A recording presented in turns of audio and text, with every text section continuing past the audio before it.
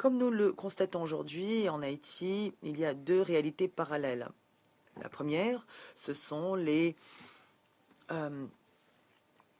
problèmes politiques, les tentatives de se mettre d'accord sous pression extérieure, en se conformant aux paramètres imposés par ces acteurs extérieurs. Le résultat de tout cela, ce sont des accords qui sont renégociés sans cesse et rarement appliqués sur le terrain. La deuxième réalité, c'est la vie quotidienne des Haïtiens, absolument terrifiante.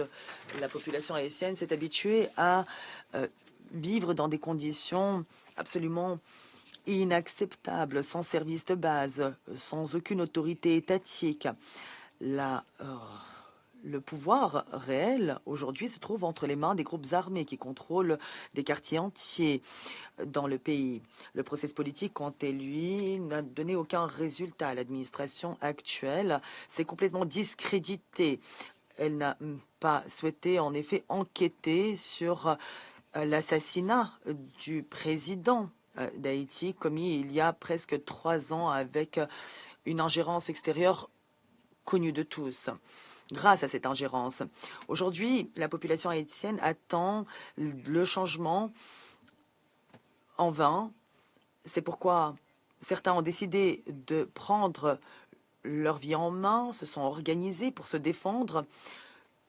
Tout ce que nous disons ici dans cette salle est pour eux déconnecté de la réalité. Nous le comprenons. Le Conseil de sécurité leur semble impuissant et même inutile. La réalité aussi, c'est que la communauté internationale et le Conseil n'arrivent toujours pas à garder à l'esprit en priorité les intérêts du peuple haïtien. Aujourd'hui, nous avons l'impression que la situation est adaptée aux intérêts des acteurs extérieurs, selon leurs critères. C'est l'impression que nous donne le processus qui a débouché sur la création d'un conseil présidentiel de transition. Ces doutes sont alimentés par les exigences que l'on met en avant aujourd'hui vis-à-vis des membres de ce conseil. En effet, on leur demande d'avoir une appréciation positive de la présence étrangère dans le pays. Pourquoi cet aspect est aujourd'hui considéré comme particulièrement important, nous ne le comprenons pas. Nous sommes convaincus pourtant que ce sont les Haïtiens eux-mêmes qui devraient former les structures de transition dans le pays, sans aucune ingérence extérieure. Autrement, il ne sera pas possible de stabiliser la situation. Comment donner l'espoir d'une vie meilleure aux Haïtiens dans les conditions actuelles?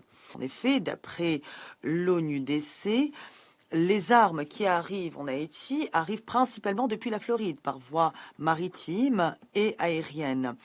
Ni l'embargo, ni les demandes du groupe d'experts du comité de sanctions n'arrivent à enrayer l'afflux de ces armes. Washington les balaie tout simplement d'un revers de main. Aujourd'hui, les États-Unis, pourtant, évacuent leurs propres ressortissants d'Haïti, tout en redémarrant le rapatriement des migrants haïtiens vers Haïti. Il est évident que le sort de ces personnes et le sort des millions de personnes qui se trouvent sur l'île n'intéresse pas les Américains, quels que soient les discours que nous entendons ici aujourd'hui. Quant à la mission d'appui à la sécurité dont il a été question aujourd'hui, les perspectives de son déploiement nous semblent tout à fait douteuses. Il y a plus de 6 mois, le Conseil, dans la précipitation, avait adopté une résolution, soi-disant pour sauver Haïti, donnant donc sa bénédiction à une telle mission. Nous nous étions abstenus lors du vote. Pourquoi? Parce que cette mission ne disposait ni d'un concept des opérations clair, ni d'un mécanisme de financement adéquat, ni d'effectifs, sans oublier les autres aspects qui devraient être négociés avant qu'une telle mission soit approuvée et validée. Les instigateurs de cette idée, aujourd'hui, ne semblent plus être aussi motivés qu'à ce moment-là. Et d'ailleurs, aucune des questions que nous avions posées à l'époque n'a trouvé de réponse aujourd'hui. Aujourd'hui, nous sommes confrontés à une situation où nous sommes en présence d'un contre-exemple clair de ce que ne doit pas faire le Conseil de sécurité. Dans un an, nous nous réunirons de nouveau ici. Cette mission ne sera pas encore déployée. La question est donc de savoir pourquoi s'être précipité, pourquoi avoir donné de faux espoirs aux Haïtiens. Mais il faut croire que la vie des Haïtiens n'intéresse pas grand monde. Nous le voyons clairement à travers les filtres que j'évoquais tout à l'heure, imposés lors de la formation du Conseil présidentiel de transition.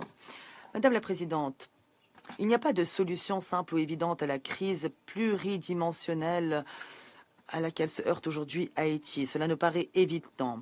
Une multitude de facteurs s'y conjuguent, internes comme externes. Mais ce qui nous déçoit, c'est que ceux qui ont créé les problèmes en Haïti n'entendent pas se remettre en question et essayer de trouver des solutions. Mais la Russie ne cédera pas à leurs caprices, bien que ce pays se trouve à des milliers de kilomètres de nos frontières. Nous sommes aux côtés des Haïtiens. Nous continuerons d'insister pour que leurs intérêts, et non pas les intérêts des acteurs extérieurs, soient au cœur de toute solution et de tout règlement pour le pays. En tant que membre permanent du Conseil de sécurité, la Russie continuera de plaider en faveur d'une utilisation réfléchie et prudente des mesures et instruments d'influence internationale pour essayer de régler cette situation. L'objectif est que ces mesures améliorent la situation en matière de sécurité et qu'elles ouvrent la voie à un dialogue politique inclusif et véritable entre les Haïtiens. C'est là que se trouve la clé d'une solution durable à cette crise qui n'a que trop duré.